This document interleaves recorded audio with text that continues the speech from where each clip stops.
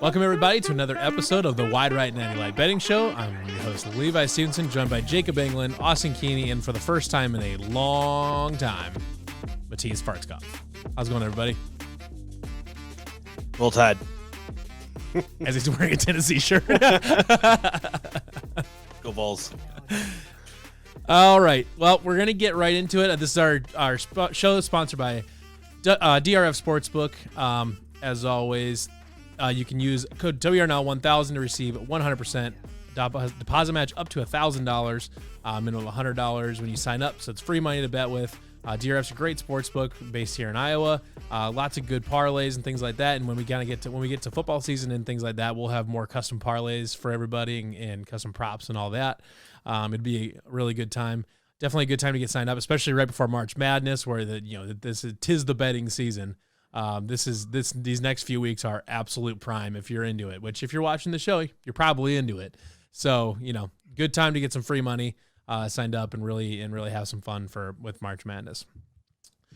All right, so let's take a look at Iowa State. Last week, actually the only game that happened was the Baylor game last Saturday, where Iowa State blew them out of the water. Looked great from start to finish. Employed the first known case of rotational chaos, as Matthias has now coined it. Yeah. Real great beat, really good bet. Even though Austin, Jacob, and I all took Baylor to cover that, happily wrong on that one. You guys had no faith that adversity galvanized the team. You guys did not believe. To be fair, Matthias, have you ever heard of a reverse jinx? Yes, absolutely. I do it every day. See, as far as I'm concerned, we are the reason that they beat Baylor. So, fair. Anyways, let's talk about this. The only one that we know of for sure right now is that Iowa State will be playing Baylor again on Thursday. Currently, Ken Pom has it as a 1-point Baylor win, 69-68, obviously down in Kansas City, where Iowa State is well known to have a home court advantage in most games, except for when they play Kansas, basically. How are you guys feeling about this Thursday? I mean, coming in, limping into the finish line by every definition of the phrase, but obviously a huge win against the team they're playing, huge win against them last Saturday on their home floor. How are you guys feeling about this game now? Start with Jacob. I don't know. I have mixed emotions right now. I don't know whether they're going to be on a high and Baylor's going to catch them, or if they continue with that high and take out Baylor again. I don't know. I'm kind of in a loss of words right now. I know that Baylor was very disappointed with that loss, and so I'm just wondering if they're going to come out just guns a-blazing.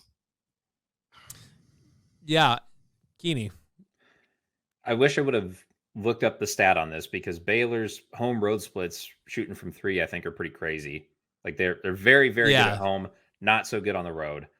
Basically, what you got to do is you got to say to yourself, either Iowa State just has Baylor's number, or Baylor just has not played a good game against Iowa State yet. So I really wish we didn't have to play them right away again, but I'm going to lean towards Iowa State just has Baylor's number. I think we've played them twice. We blew them out both times. Exactly. Yeah.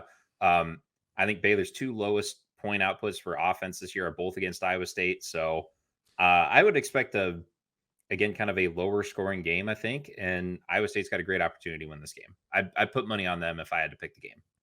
Matthias? Yeah, something. It's hard to beat a good team 3 times in a row kind of thing is popping up in my head over and over again. But I'm with Keeney on this one. Baylor's guards, that's one of the best, guard sets in the country when you go through 1 through 3 on that lineup. But the thing they do struggle is pressure, and Iowa State's guards know how to guard Baylor's guards. I've said guards a lot in this, drink if I say guards. So they struggle against the heavy pressure that Iowa State brings, and it seems like he said, they have Baylor's number, and I'm leaning towards Iowa State, but in the back of my head, the playing the team 3 times in a row, 3 times and beating him 3 times is easier said than done. I'm kind of with you guys, actually. This is part of me says, well, you don't want to do that because they got it right away. But two blowouts on the season, and both of them coming by really, really good defensive efforts from Iowa State, where, like you said, Iowa State kind of has their number. They know how to guard Baylor really well. And frankly, Iowa State won by 15 on Saturday, and Baylor was lucky they kept it within 20. They had knocked down a bunch. I can think of like 4 or 5 all the time. Had of really, really tough buckets that they kind of that most of the time those are not going to go in. So they were probably lucky to keep it within 20. And to me, you look at both of those matchups, Iowa State really frustrated their guard, especially like Adam Flagler. Really had Adam? Yes. Yeah. His first name's Adam, right? Yeah. Flagler had a ton of issues. I expect this one to be another one where Baylor has a lot of trouble scoring from the outside. It's Hilton South. There'll be a home court advantage for sure for Iowa State. I like Iowa State to pull through here. Also, don't forget our history in the 4-5 game, which means nothing to betting on this game, but we never lose Correct. the 4-5 game. There you go. It has been said many times in the Wide Right chat that we do not lose the 11 a.m. game. Correct. At the house. There you go. So, kind of in the same vein here, let's look at some futures for the Big 12 tournament champion. Currently, Kansas is the favorite at plus 225, Texas at plus 300, Baylor at plus 350, TCU at plus 600, Kansas State at plus 800, Iowa State at plus 12. Then it kind of goes back to West Virginia at 17, Oklahoma State at 30, Oklahoma State, Texas Tech at 32, and Oklahoma at 6,000. Where do you guys see as a favorite, and who do you see as value here? Matthias. I'm using my NASCAR betting method on this one, where you can just like sprinkle a little bit of money on a couple teams here. But the Iowa State plus 1,200. I mean, we've seen us do a lot of stupid shit in Kansas City and walk away with a Big 12 title. So damn right. You toss a couple dollars on Iowa State. It's kind of some value there for you to return. I mean, at plus 1,200 for a team that just blew out the second best favorite in the thing. They just blew them out by 15 and then plays them again. Hey. Third best. I mean, that 1,200 is pretty good value for a team that might be getting hot at the right time. All I'm saying is, as long as they don't have to play West Virginia, that plus 1,200 looks pretty dang good. Oh yeah, for sure. Keeney. Obviously, Iowa State. We all think Iowa State has value here. A non-Iowa State team that I like in a tournament setting is TCU. Yeah, I was just gonna. That was gonna be my pick too. Yeah, they got an offense that can really roll. They've got a pretty good chance they're going to have the best player on the court in most games that they play. So, what's that, like 6-1, something like that? Yep, 600. Yep, that's value to me. Yep, for sure, 100%. Jacob, you son of a bitch. So apparently, Austin, Jacob, and I were all going to go TCU as a value pick here. They're so fast. They're so good when they play fast. I don't know.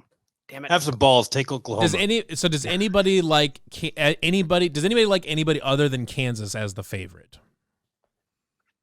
In the non-Iowa State fandom, like, if Baylor does get by Iowa State, their guards can lead them to the, that was a thought of mine. Yeah. Unfortunately, Texas. Texas. I mean, I don't want to say it, but no, screw it's not Texas. Screw Texas at the same time. But I mean, they got talent across the board on minus the that one point guard that nobody cares about that can't seem to hit honorable mention in the all Big 12 setting. Yes. Not naming names or anything, but I mean, I could see them, but I mean I would put them as like a distant like third, fourth type of option that by any means.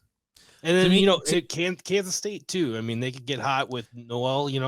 The tricky part with Kansas State is they turn the ball over so much. They turn it over so much. So I mean, to me, if I'm putting money down on two teams, I'm putting it on Kansas as a favorite and Iowa State as a Iowa State or TCU as a value pick. You could probably do both because 1,200. Iowa State's going to get you really, really nice return for just. You could honestly go through that 1 through 10 scenario of the Big 12 and be like, absolutely, hey, even like look at Oklahoma, like they've been playing really well here as of late. Like they'd be like, well, there's a path. Maybe they just get hot. Yeah, who knows? But let's move on outside of the Big 12, Iowa State and the Big 12. look towards some other stuff that's going on around the country or around the world. If we're looking at any other conference tournaments, or if we're looking at the XFL or whatever, we'll see what else we all have going on here. Austin, let's start with you. Yeah, conference tournaments. I knew you were going to go with another conference tournament. So I'm going to find out if it's possible to like overdose on college basketball, because I feel like I tried last week. I think I could get a little bit further. Now I'm going to be in Kansas City, so obviously I'll be watching the crap out of the Big 12 tournament. But other tournaments I'm really intrigued by. The Big East, like the top 5, are all going to be in the NCAA tournament. They're all pretty good. I think the SEC tournament could be compelling.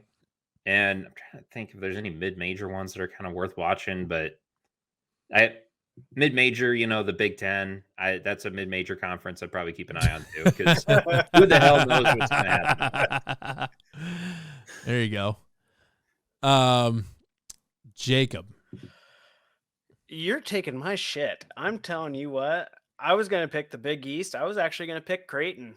I think that they could get hot and they could just win that tournament straight outright, and it's a good value too, $275. I think that'd be a nice little bet for sure. People forget that they were a trendy Final Four pick at the beginning of the season. Yep. Matthias, what do you got?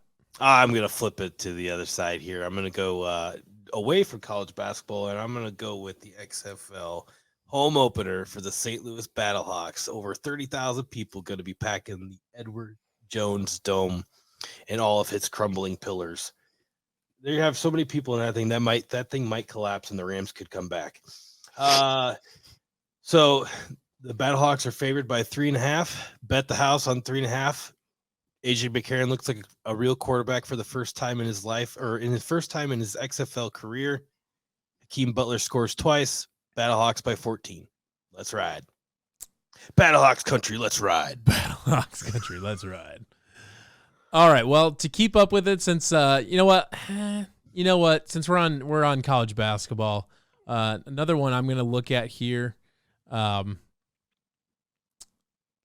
go to the SEC. I realize that Alabama is number 1 seed. Potentially, depending on what happens, could be a number 1 overall seed. Give me Tennessee to win that tournament. I think Tennessee can take out Bama. Go Vols. Go Vols. Yeah. Plus 275. You get decent value for the second best favorite there. And I mean, I think Tennessee's a really good team. I think they can do some damage. I think they can take it Alabama. So Josh Heupel's a great coach. Josh Heupel's fantastic. Big Alvin Kamara fan over here. Just they've got lots of great Hooker's weapons. A great point guard. Hendon Hooker. I mean, really, if you've got Peyton Manning out there, what basketball game can't you win? So let's go. Could you play a basketball game on Peyton Manning's forehead and mine, for that matter? Offense and defense, right there. One forehead for each end. All right, so there you go. Let's now get our picks of the weekend. Putting some actual fake units down on. Let's get our first pick and you're gonna need your pick. Give me your odds and give me how much you're putting down. Let's start with Matthias. I don't remember how many units I have left. Like 0. You have a grand total of 29. Wow, I've recovered a little bit since. I haven't even been here. Nice. I got 29 to use. All right, we're gonna use all of them on Iowa State -1 against Baylor. Let's roll. So Iowa State. You're taking Iowa State -1. You're taking Iowa State on a -1 alternate. Yeah, alt line. Oh, no, on an alt line. Yeah. Take them on. Don't be a bitch. Let's put them on an alt line. Iowa State -10. So you're gonna have to give me some odds whenever you can get that figured out. But how much are you putting down? You're putting everything down on it. Hell yeah! All right, let's do it. Austin, what do you got?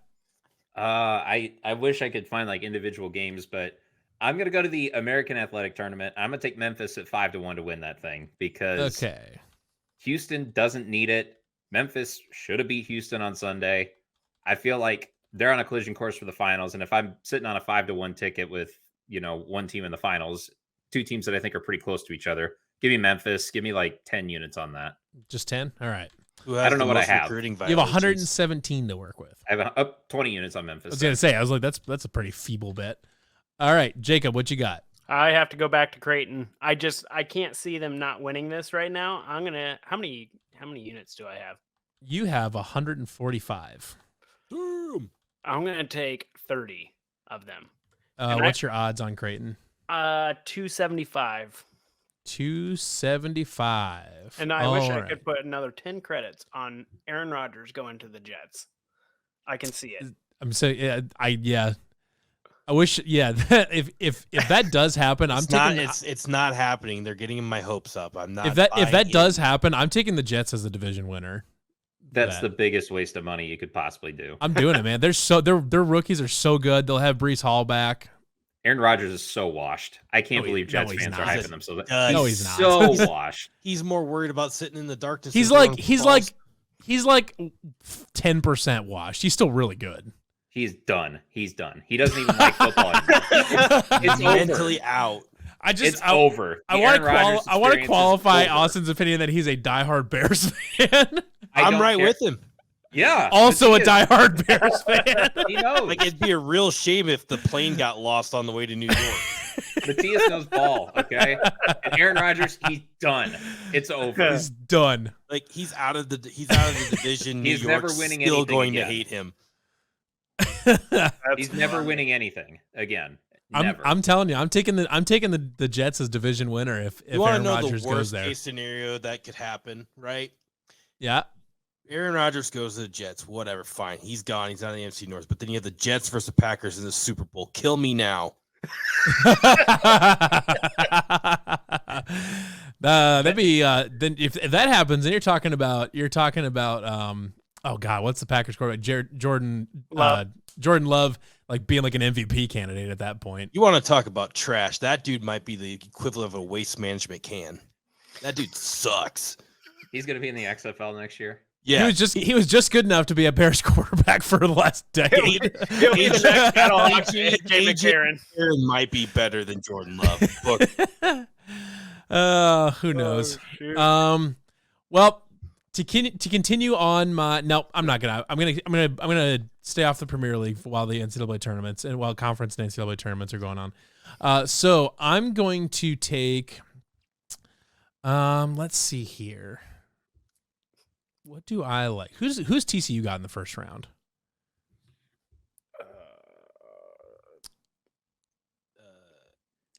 Kansas State. They've got TCU's got Kansas State in the first round. Tough draw. Yeah, I don't love that because Kansas State can get out. Now, granted, Kansas State can turn it over and really give TCU a lot of extra possessions. Let's see. What did those matchups look like this year? Kansas State beat them by 21 the first time or the second time. So TCU won by 14 the first time. Kansas State won by 21 the second time. Yeah, the second time was probably when Miles was out, though. Correct. Yeah. So you know what? I have 87 units. He's gonna do it. Do them all. I'm gonna take TCU as the winner of the Big 12 tournament. Ooh. At plus 600, and I'm gonna put 30 units. I'm gonna put 30 units down on it. I don't know why, but just for some reason, TCU feels like a team that can get really hot and just demolish people this weekend. I don't know. For some reason, I have good vibes about TCU to win the Big 12 tournament. So to recap, we've got Jacob taking Creighton to win the Big East at 275. Austin taking Memphis to win the American Athletic at 500. Matthias taking Iowa State as a -1 alt line over Baylor with all of his. He already owes like a broken leg. I paid it back at this point. And I've got TCU to win the Big 12 tournament at plus 600 with 30 units on the line. So everybody, thank you for watching this week's episode of the Wide Ride Natty Lite Betting Show. We'll be covering this. We got conference tournaments this week, then we'll be full on NCAA tournament next week. It's going to be a really, really fun couple weeks here. Should be a good time. So everybody, we'll see you guys again next week, and good luck.